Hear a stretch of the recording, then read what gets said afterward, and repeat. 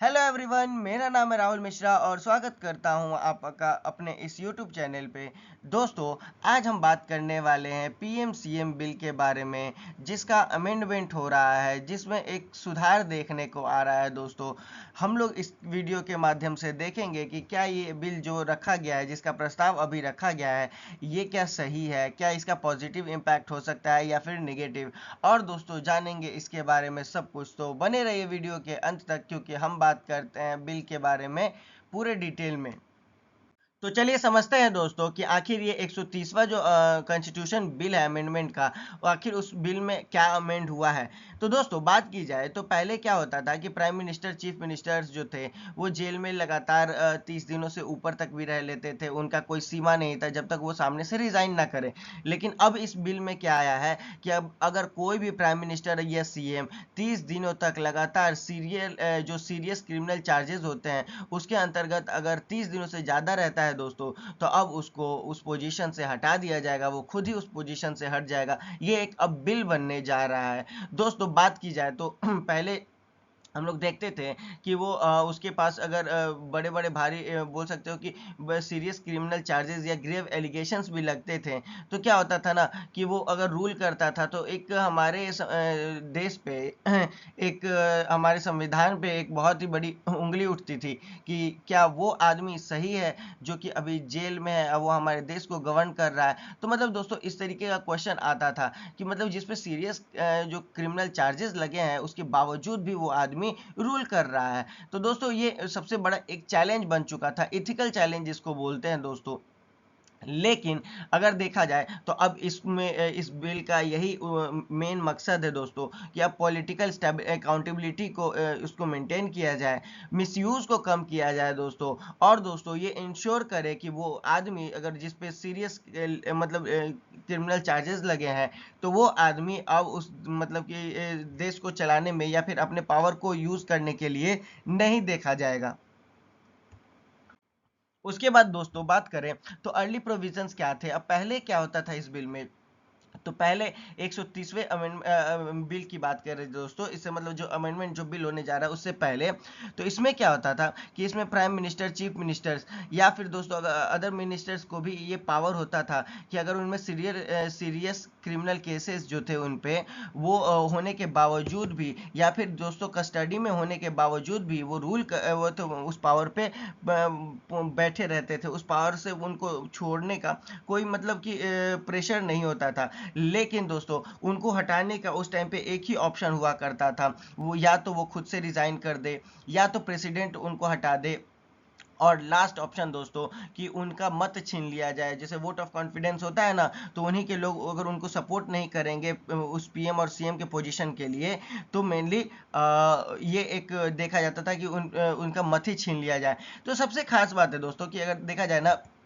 तो ये एक तरीके से वो पावर पे बैठे बैठे कहीं ना कहीं एक डर रहता था कि वो कहीं ना कहीं एक उस पोजीशन के साथ मिसयूज ना कर ले। तो मेनली होता था कि अगर वो ट्रायल पे अगर चले गए या फिर इन्वेस्टिगेशन उन पे जारी रहा, तब भी दोस्तों वो क्या करते थे कि पॉलिटिकल अथॉरिटी को इंजॉय करते थे। तो ये सबसे खास बात है दोस्तों कि ये हमारे इंटीग्रिटी, मोरालिटी या फिर दोस्तों गवर्नेंस का जो फेयरनेस है, उस पर एक क्वेश्चन उठाता है कि क्या आदमी जो क्रिमिनल है, क्रिमिनल होने के बावजूद भी वो सारी चीज़ों को मतलब इंजॉय कर रहा है, तो ये सही है कि नहीं। तो दोस्तों, इसी के बेसिस पे हुआ क्या है कि अब नया चेंजेस आया है। चेंजेस आने का मेन मकसद क्या था दोस्तों कि प्राइम मिनिस्टर, सीएम या फिर कोई भी मिनिस्टर अगर 30 दिन तक लगातार अगर उस सीरियस चार्जेस अगर उस पर आ रहे हैं, तो वो ऑटोमेटिकली ऑफिस को छोड़ देगा, ऑटोमेटिकली दोस्तों उस पोजीशन को छोड़ देगा। क्योंकि दोस्तों मेन मकसद है कि अगर उस पर अगर वो सीरियस क्रिमिनल उस पर चार्जेस है मेनली, तो वो उस पावर को यूज़ नहीं करेगा कस्टडी में रहने के दौरान। क्योंकि दोस्तों ये हमारे संविधान का एक लूप होल्स है। क्योंकि क्या होगा ना कि अगर आपको देखोगे क्योंकि इसमें हम लोग जानेंगे कि पहले क्या होता था कि वो मतलब कि कितने भी केसेस गंभीर हो उसके बावजूद भी वो रूल कर लेते थे, वो मतलब पोजीशन पे एज इट इज़ मेंटेन रहते थे दोस्तों। तो क्या होता है कि इस तरीके से जो हमारा जो मेन एथिकल जो पॉलिटिक्स का एथिक्स है वो कहीं ना कहीं डिस्टर्ब होता है। वो बहुत ही बड़ा एक क्वेश्चन क्रिएट करता है दोस्तों कि क्या वो आदमी मतलब जिस पे इतने सारे एक गंभीर आरोप हैं उसके बावजूद भी वो क्या देश चलाने के लिए सही है। तो मतलब इसी क्वेश्चंस को मेनली क्लेम टैकल करने के लिए दोस्तों ये बिल आया है।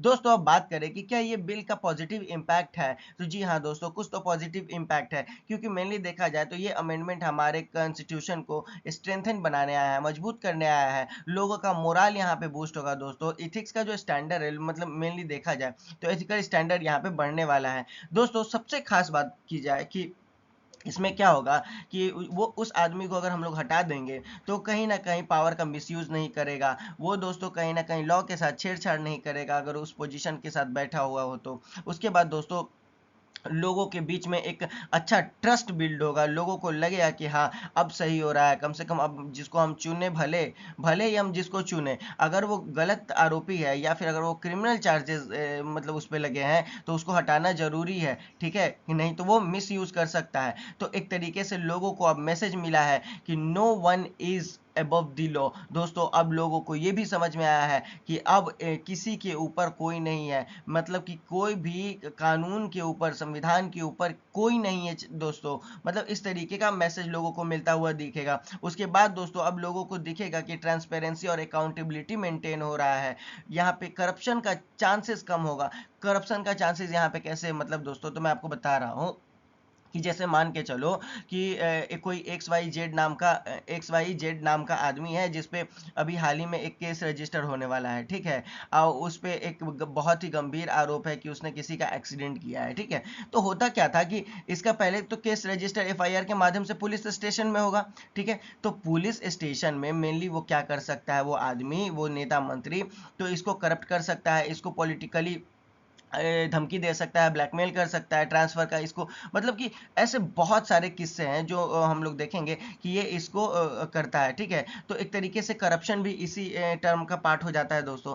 तो अब क्या होगा कि चाहे वो करप्शन हो चाहे वो मसल पावर हो, मसल पावर भी दिख गया दोस्तों, या फिर पॉलिटिकल मैनिपुलेशन हो कि लीडर के द्वारा जो कि क्रिमिनल चार्जेस लगे हुए हैं उसके बावजूद भी क्या होता है कि वो जो उस पोजीशन पे बैठे हुए रहता है तो अब वो नहीं होगा दोस्तों। अब ये सब कम हो जाएगा अगर वो क्रिमिनल बनते के साथ उसको उस पोजीशन से 30 दिनों के भीतर हटा दिया जाए तो। उसके बाद निगेटिव इम्पैक्ट की बात करें दोस्तों तो जाहिर सी बात है कुछ कहीं कुछ अच्छा होता है तो कहीं कुछ बुरा भी होता है। इस बिल का भी दोस्तों निगेटिव इम्पैक्ट है। निगेटिव इम्पैक्ट क्या है, तो इसका अगर देखा जाए तो पॉलिटिकली मिसयूज किया जा सकता है, फॉल्स केसेस दे दिए जा सकते हैं किसी नेता मंत्री पे, और दोस्तों इसके कारण उनको डिटेंशन के लिए मतलब भेजा जा सकता है और बाद में उनको वहाँ से डिस्क्वालीफाई किया जा सकता है। तो मेनली दोस्तों मतलब कि अगर 30 दिन तक जेल भेजने की बात है तो क्या मतलब कि कोई भी ऑपोजिशन वाले लीडर आके कुछ फॉल्स केस डाल देंगे, उसको अगर गलती से वो प्रूव हो जाता है तो उनको 30 दिनों के भीतर उस पोजीशन को तो छोड़ना पड़ेगा, क्योंकि ये 30 डे डिस्टेंशन रूल है। क्योंकि इसमें देखा जाए तो अनफेयरली टारगेट किया जाएगा उस लीडर को, क्योंकि सबसे मेन बात यहाँ पे तो यही है ना कि अगर हम लोगों को जब तक पता नहीं चलेगा कि वो सही भी है कि नहीं है, जब तक वो मतलब प्रूफ नहीं होगा कि वो गिल्टी है कि इनोसेंट है, तब तक तो हम लोग कुछ नहीं कर सकते हैं। ये पहले हुआ करता था, लेकिन अब क्या है कि 30 दिन तक लगातार जेल में रहेगा तो उसको हटा दिया जाएगा दोस्तों। तो यही मेन मुद्दा है, यही दोस्तों अगर देखा जाए तो ये क्वेश्चन भी क्रिएट करेगा, क्योंकि आपको पता ही है कि हमारे यहाँ जुडिशियल डिले होते रहते हैं या फिर पुलिस के साथ मतलब कि मिसयूज जो होते रहता है, तो इस कंसर्न को भी हम लोग देखेंगे कि ये प्रॉब्लम क्रिएट करेगा, क्योंकि हमारा जुडिशियल जो रिजल्ट है थोड़ा सा तो डिले हो ही जाता है दोस्तों। और दोस्तों सबसे खास बात इसमें देखा जाए तो मेनली डेमोक्रेसी क्या करता है क्योंकि दोस्तों पहले क्या होता था कि लोगों को मतलब कि अगर उन पे आरोप भी लगा हुआ है तो जब तक प्रूफ नहीं होता था तब तक उनको रखा जाता था। लेकिन अब मन माने चाहे मतलब मन के मानने पे देखा जाए तो अपोनेंट अगर कुछ अपोजिशन केस कर दे या फिर कुछ गलत आरोप लगा दे तो यहाँ पे हम लोग को मन चाहे तरीके से उसको हटा सकते हैं, चाहे आपका इसमें इन्वॉल्वमेंट हो या ना हो। उसके बाद दोस्तों हमारे यहाँ पे दिखेगा कि इस मतलब कि अमेंडमेंट के कारण हमारा जो इलेक्टेड गवर्नमेंट है उसमें एक स्टेबिलिटी खत्म हो जाएगा। दोस्तों मान के खुद चलो ना कि क्या होगा कि हम किसी एक्स वाई जेड को चुने, ठीक है, उस पे आरोप लग गया, उस पे आरोप लग गया, वो जेल में चला गया, वो जेल में चला गया तो अब फिर से इलेक्शन होगा, फिर से इलेक्शन होगा। तो मतलब दोस्तों इस तरीके का चीज अगर देश में मान के चलो कि एक भी दो जगह हमेशा अगर चलते रहेगा तो एक तरीके का पॉलिटिकल इंस्टेबिलिटी तो हमेशा रनिंग में रहेगा ना दोस्तों। दोस्तों अब ओवरऑल अगर हम लोग देखें तो इस अमेंडमेंट के साथ हम लोग देखेंगे कि अब पॉलिटिक्स को एक ऐसे अलाइन करना है जिसमें इंटीग्रिटी और पब्लिक ट्रस्ट भी मेंटेन रहे। इसको इम्प्लीमेंट के साथ साथ हम लोग ये दिखाना चाहते हैं कि अब हमारा गवर्नेंस जो है वो ये दिखाएगा कि जो लीडर जो रूल करते हैं वो कहीं ना कहीं वो क्रिमिनल चार्जेस के बियॉन्ड हो, कहीं ना कहीं उन पे जो आरोप लगे हैं वो उनको आरोप के विपरीत रखा जाए। आरोप अगर है तो आप सजा काटो, जिस पे आरोप नहीं है भाई वो देश संभालेगा, इस तरीके की नीति है। दोस्तों यही तो दिखाएगा कि अगर वो आरोपी नहीं है तो कम से कम हमारी डेमोक्रेसी में एक अच्छा मतलब कि स्ट्रेंथ आएगा, या फिर देखेंगे तो एक अच्छा मोरल का फाउंडेशन तैयार हो जाएगा। क्योंकि एक दिक्कत तो होता था ना दोस्तों कि रिस्क है, मिसयूज हो सकता है, फॉल्स केसेस भी आ सकते हैं, तो उसको तो हम लोग इग्नोर नहीं कर सकते हैं। जाहिर सी बात है दोस्तों केसेस तो आएंगे, जेन्युइन आएंगे, लेकिन हम लोग को उसको भी इग्नोर नहीं करना है। क्योंकि दोस्तों सबसे खास बात हमारे संविधान की यही है कि रियल सक्सेस तभी मिलता है अगर कोई रिफॉर्म आता है। तो ये दिखता है कि मतलब कि डिपेंड इसी पे करता है कि उसका फेयर एप्लीकेशन क्या है। सेफ गार्ड को देखा जाए, सेफ गार्ड कैसे दोस्तों, जस्टिस या फिर डेमोक्रेसी दोनों तौर पे, क्योंकि यही हमारे देश का एक ढांचा तैयार करेगा, एक यही हमारे एक देश का एक अच्छा अकाउंटेबल फिगर तैयार करेगा दोस्तों। तो दोस्तों अब जो होगा बिल बनेगा, बिल का के बाद जो होगा वो तो हम समय के अनुसार खुद ही इसको देखेंगे। लेकिन दोस्तों मैं आपको बता दूं कि अभी भी माना जाता है या फिर देखा जाता है कि हमारे पार्लियामेंट में, जो हमारे पार्लियामेंट है उसमें मोर देन 194 ऐसे लीडर्स हैं जिन पे हैवी जिसका जो कि टोटल नंबर का 25% है, इनमें अभी भी जो गंभीर आरोप लगे हैं ये वही लीडर्स है दोस्तों।